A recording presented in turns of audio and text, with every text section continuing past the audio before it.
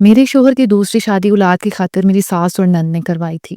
شادی کے دن قریب آئے تو میری ساس اور نند نے کہا کہ تم اپنا روم خالی کر دو، اس روم میں ہی ہم دلہن کو لائیں گے۔ میرے لیے یہ قیامت کا منظر تھا۔ میں نے وہ کمرہ تو چھوڑ دیا، لیکن اس کے بعد میں اپنے مائکے جانے لگی۔ لیکن میری ساس اور نند کے ظلم کی انتہا تھی کہ انہوں نے کہا کہ تم مائکے نہیں جاؤ گے، اگر تم مائکے چلے جاؤ گی تو گھر کے کام کون کرے گا۔ مجھے نوکرانی کے طور پہ شادی کے دنوں میں اس گھر میں رکھا گیا اور میرے شوہر نے ایک لفظ تک نہ بولا، جو پہلے مجھ سے محبت کے ہزار دعوے کرتے تھے۔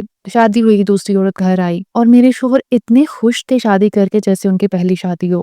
یہ سب میں اپنی آنکھوں پہ سامنے دیکھ رہی تھی۔ میں نے ان کے سارے کام کیے، ان کے لیے ناشتے بنائے، اور اس کے لیے مجھے مجبور میری ساس اور نند کرتی تھی، لیکن ان کو روکنے والا کوئی نہیں تھا، یہاں تک کہ میرے شوہر بھی نہیں۔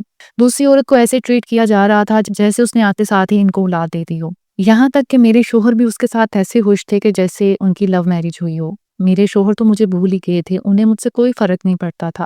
اتنے خوش تو شاید وہ میرے ساتھ بھی نہیں تھے جتنے خوش وہ اس عورت کے ساتھ تھے۔ اس کو روزانہ باہر گھمانے لے کر جاتے اور اس کا بچوں کی طرح خیال رکھتے تھے۔ میں نے اس گھر میں یہ دن کس حیثیت سے گزاری ہے میں ہی جانتی ہوں، یا میرا اللہ جانتا ہے۔ ایک دن میں نے ہمت کر کے اپنے شوہر سے کہا کہ میری اب بس ہو چکی ہے، میں مزید برداشت نہیں کر سکتی، آپ مجھے میری امی کے گھر چھوڑ دیں اور آپ اپنی زندگی میں خوش اور آباد رہیں۔ لیکن میرے شوہر نے مجھے کہا کہ